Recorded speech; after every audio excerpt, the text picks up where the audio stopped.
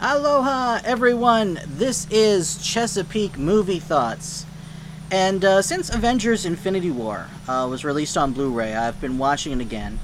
And I wanted to talk about it here. There will be spoilers in this, so if you haven't seen Avengers Infinity War, don't watch this video until you've seen it, unless you've heard all the spoilers already, because it's kind of hard to avoid them. But there will be spoilers. What has impressed me about Infinity War is the themes of heroism and sacrifice that I've seen in it. And in heroic fiction, sacrifice is a very common theme.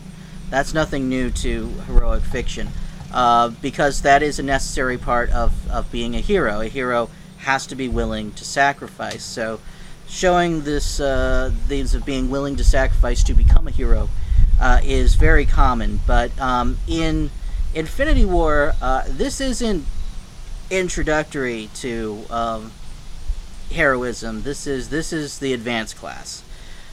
This is examining the limits. What is it a hero shouldn't sacrifice? What sacrifice is too much? When does sacrificing something make you not a hero? Because this is a film where the villain very clearly thinks he's doing something heroic.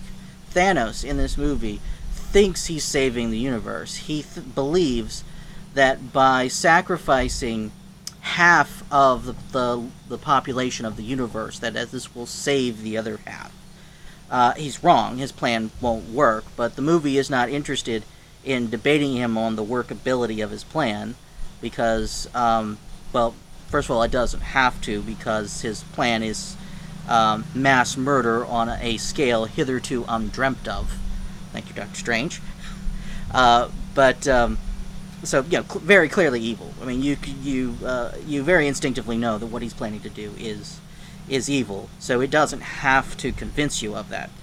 But also, this is not a movie about galactic economics. This is a movie about heroes, and that's where they keep the focus. And Thanos thinks he's a hero because he thinks he's the only one willing to sacrifice half of the life of in the universe for the other half. But it's not a simple calculus, as Thanos puts it, and the movie makes this clear. The movie puts heroes in similar situations to Thanos, where they are put in a situation where they are led to believe that sacrificing an innocent life will save others. For example, Star-Lord. Gamora makes Star-Lord promise to kill her.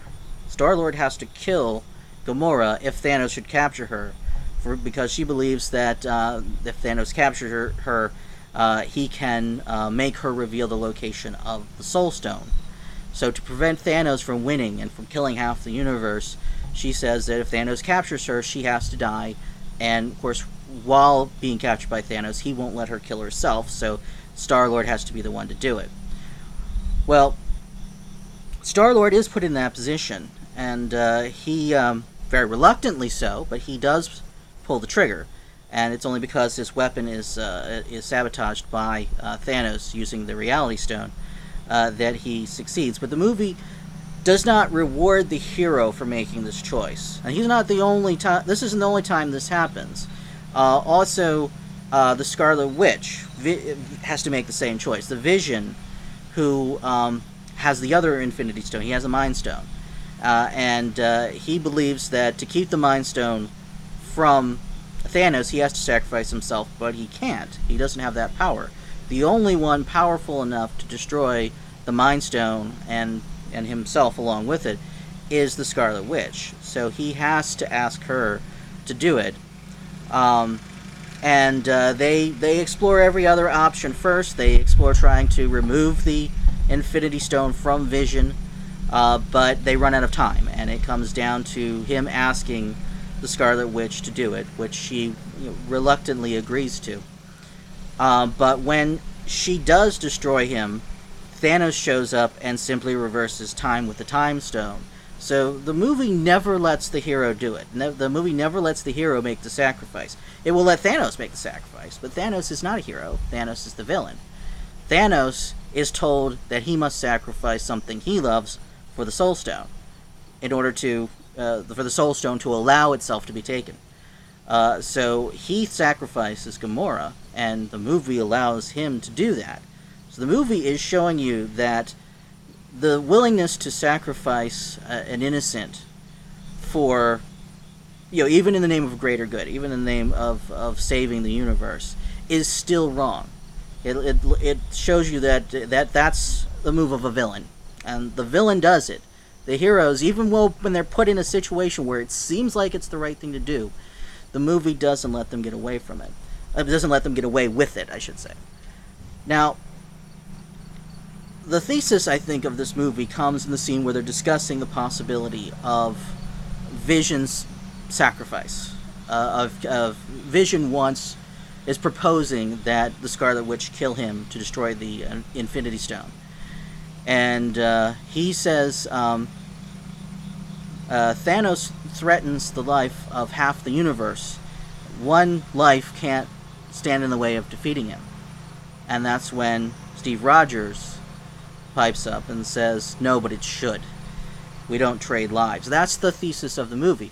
What it's saying is that lives aren't a numbers game. Each life is unique, each life is precious, and each life is worth defending. Whether we're talking about one life or trillions, they're equally worth defending. It's not a matter of numbers. Well, think about it. When you think about the people that you love the most, those people are worth more to you than millions of strangers to you. But each of those millions of strangers have someone who loves them, to whom they are worth millions of other strangers. So you can't boil it down to numbers. You can't evaluate the value of one life against another, or against millions or trillions of others. Life must always be defended, whether we're talking about one or you're talking about trillions. So that is what Thanos doesn't get, and that is what the heroes are learning in this movie. And there is another component to this theme of sacrifice, and that's Doctor Strange. Doctor Strange comes out early on in the movie, talking to Iron Man and Spider-Man, saying that he's sworn an oath to defend the Time Stone. If it comes down to protecting the Time Stone, or protecting you two, I won't hesitate to let either of you die to protect the Time Stone. But then he goes forward in time, and he sees the future, and he knows the one outcome. He knows the one path to victory, the only one way out of millions of possibilities that will lead to victory for the Avengers. And so later in the movie, when Tony Stark's life is threatened by Thanos, Doctor Strange volunteers to sacrifice the Time Stone if Thanos spares Tony's life, which is something he swore at the beginning of the movie he wouldn't do. And we don't see him go through any kind of change. We don't see him change his mind on this. The only clue we get as to why he would do this is that we know he's seen the future. So what we're seeing here is Doctor Strange has gone forward in time and learned this lesson of the movie. He's learned we don't trade lives. You can trade anything else. The Time Stone was his to sacrifice, and the movie was saying it was better for him to sacrifice the Time Stone, something that belonged to him that wasn't alive. It was better that he sacrifice that than sacrifice a life. And the movie treats this like it's the winning move. Now, of course, this is the first part of the story. The story's only half over. We'll see how it ends in Infinity War. But the way the movie treats this decision, it treats this like this was the key moment, the key decision that is ultimately going to lead to their victory in the next movie.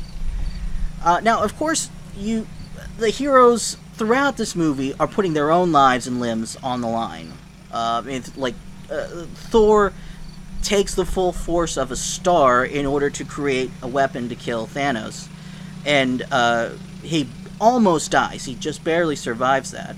And Groot sacrifices his own arm to make the handle for that weapon, for Stormbreaker. So the heroes are sacrificing of themselves. And the movie says this is good. The movie says that the heroes sacrificing of themselves is good. They want to put their own life on the line. They want to put their own life.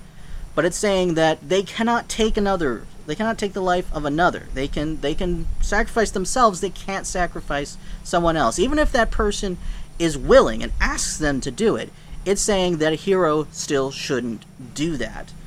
And of course, it's saying that any one of them, of course, would be willing to kill Thanos to prevent this tragedy, the destruction of half the universe. And of course, Thor almost does. But the movie seems to be saying that there's only really 2 lives that can be sacrificed by the hero in order to save the universe, for the greater good, which is the hero's own, or the life of the person who is directly threatening other lives. And that's it. Like, no one who is innocent in that equation, and who is not yourself, can be sacrificed. And that's what it's telling you in this movie. At least that's what I'm getting out of it. Now, the story again is not over. We'll see how they treat it in the next half. But I think that's really what it's saying. It's saying that to be a hero, you have to be willing to sacrifice, but you have to know when you don't have the right to sacrifice. When it would be what would be wrong to sacrifice. That's how I'm seeing it. And I think it's a good message. I think that message does ring true with me. Anyway, what did you think of these themes of heroism and sacrifice in Avengers Infinity War? Put that in the comments.